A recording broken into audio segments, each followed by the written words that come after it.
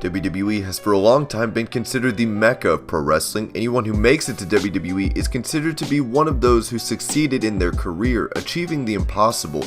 However, this is far from being the case. Before WWE took over, there existed a territorial form of wrestling where people could go to any of these territories to work in and hone their craft.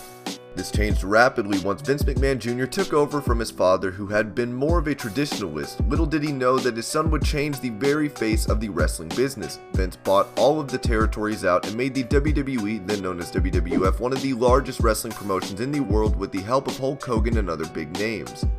Pretty soon there would rise another competitor, which allowed wrestlers to have an alternative to WWE as they could go and work for WCW. In fact, after the start of the Monday Night Wars, WCW was the place to be for most wrestlers, as they were handing out huge contracts as well as fewer working days in the year. Finally, after the fall of WCW and WWE buying out their competitors, there arose TNA, but they have since ceased to be a threat. With all of this in WWE's history, now they are being faced with a surreal fact that the independent scene of wrestling is finally catching up to that of WWE. People can be successful enough to make a proper living out of wrestling even if they are not a part of WWE. In this list, we will talk about 10 wrestlers who left WWE and found success elsewhere, be it in the ring or outside on the silver screen. EC3 is currently poised to be one of the next big stars in NXT, but there was a time when he was a part of the brand, and that time things did not end up too well for him. He was there as Derek Bateman, and WWE drastically underestimated his capabilities, not giving him a chance to succeed, which he would have needed to truly be the big part of WWE that he deserved to be. He was fired from the company, and after some time on the independent scene, he proved why he was the star that he was. He returned to Impact Wrestling and held championships multiple times. He won the Impact Grand title, Heavyweight title, and the World title series. His charisma was on another level, and not even a fraction of this was seen during his run with WWE. Since coming back, he has been treated much better in NXT. While not too many people may know this, Kenny Omega once had a small run in a WWE developmental territory.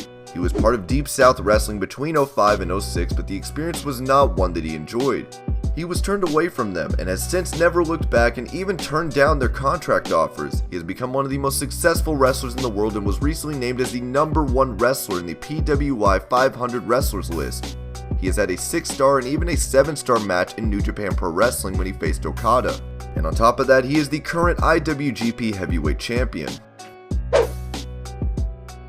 Luke Gallows' career has been a series of ups and downs. He was first known as Festus in WWE and was a bit slow. He would later be part of Punk's Straight Edge Society, which was a better run for him in the company. He would then be released from his contract by WWE, along with several other stars on the same day.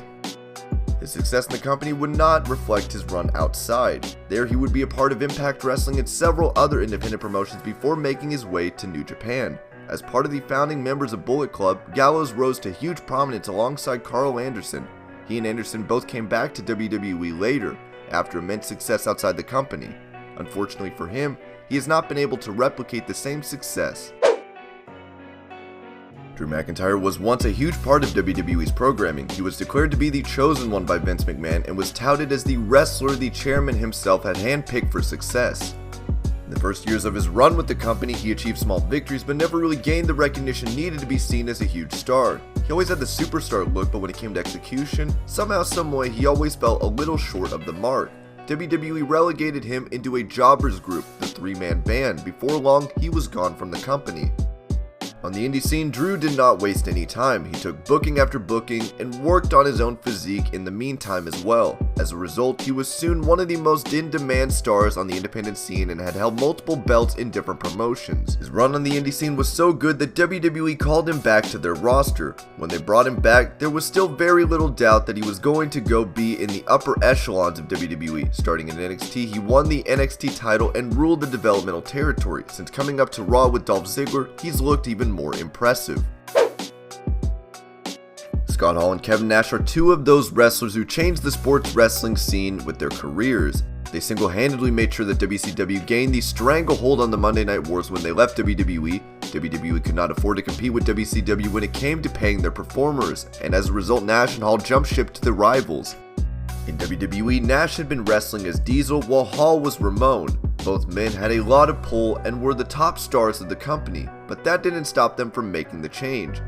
There, they started NWO, one of the most popular factions in wrestling history even to this date. Remnants of the changes NWO made can still be felt in the wrestling scene, with teams like Young Bucks and the Bullet Club mimicking them. As the NWO, they were later joined by Hulk Hogan as the third man of the faction at an infamous episode of Bash at the Beach. The success they achieved outside WWE was several million times greater than if they had continued in WWE during that period. Bobby Lashley's run in WWE saw him getting pushed too fast and too far in the very beginning of his career. He was without a doubt a vast store of talent, one that would become one of the top wrestlers in the years to come. His legitimate prowess in the ring only added to his persona. Such was the belief they had in him that he was selected for the famous WrestleMania match where Umaga and Lashley battled each other representing Vince McMahon and Donald Trump respectively. Since then, Lashley's stock has risen 1,000-fold. He was released from WWE during the recovery period for a real injury that he had suffered. At the time, the fans didn't care about him, as they had not given him enough time to develop a personality that the fans could even care about. When he left WWE, he joined several promotions and also tried his hand at MMA, where he was a huge success. He was one of the top fighters in Bellator and Strikeforce during his time in mixed martial arts. He also found success in Impact Wrestling, where he was holding multiple titles. He became a bona fide star outside WWE before finally returning to the company earlier this year. Austin Aries' WWE run was nothing short of a disappointment. With all the credibility from his time on the independent scene, big things were expected when he first came to the company. To make things even better, he had joined NXT, which was better for developing stars and allowing them to put on some of the best wrestling content in the world. Unfortunately, a knee from Shinsuke Nakamura put Austin Aries on the sideline to allow him to heal his orbital fracture. He would return to action by joining the 205 Live roster. They never appreciated his talent as it should have been. Despite a brilliant feud with Neville, he was never given the title and became frustrated because of what was becoming of his WWE career. Austin left the company very soon. Once outside, he returned to territories that he was more familiar and more comfortable with than when he started wrestling on the independent scene. Currently, he is signed to Impact Wrestling, but he also wrestles outside the company and holds many titles, being one of the top stars now on the indie scene. Having began his pro wrestling career with Tough Enough and winning his season, John Morrison was linked with WWE for the longest time. Not only was he linked to the company, on top of that he was considered to be one of the future stars. As part of M&M, he held the tag team titles, but that didn't last long as the team fell apart. Morrison looked great in the newly resurrected ECW as well, but again, it was his work with The Miz that brought him his prominence once more. With The Miz, he seemed to be set on a path to being one of the best tag team stars, and in that era, their combination did work. However, when they split, it was The Miz who moved on to success while Morrison struggled for his place on the roster. He did manage to have memorable moments with amazing high spots and great runs occasionally, but the pushes which he received were never sustained enough for him to be the star that he was capable of being. It was after being released by WWE that Morrison truly found his place. He took part in AAA, Lucha Underground, and several other promotions where he made his name with his phenomenal charisma and athletic attributes. He has won many titles on the indie scene and is currently signed to Impact Wrestling.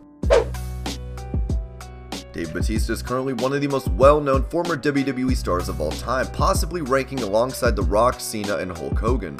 He was getting nowhere in WWE and had a lot of creative differences with the company. On top of that, he did not enjoy the PG product and didn't enjoy working in the way that he was being booked. He was released by the company and he walked away with his head held high. Since then, he has been on a run of making good movies one after the other. After his part in Spectre, he managed to be a part of Marvel's Guardians of the Galaxy, which saw him rise to prominence like nothing else. He also recently was a part of Hotel Artemis. Although he expressed interest in returning to the company at some point, there is no doubt that his success in MMA and the silver screen since leaving WWE has seen him become one of the most well-known and respected WWE performers of all time.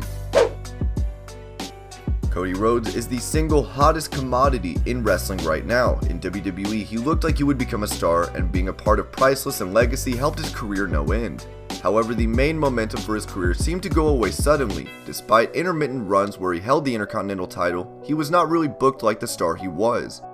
On top of that, he was given the role of Stardust, one that he personally loathed. He requested his release from the company and made the change into the independent circuit. There he found success on many independent brands such as WCPW and also Ring of Honor. The major change came in his life when he was accepted into the Bullet Club. Since then, there has been no looking back. Part of the elite with the Young Bucks and Kenny Omega, Cody has been part of some of the best storylines in New Japan Pro Wrestling. He even promoted an event named All In, for which the hype was through the roof, where he won the NWA title as well. He may never need to return to WWE given the direction his career has taken.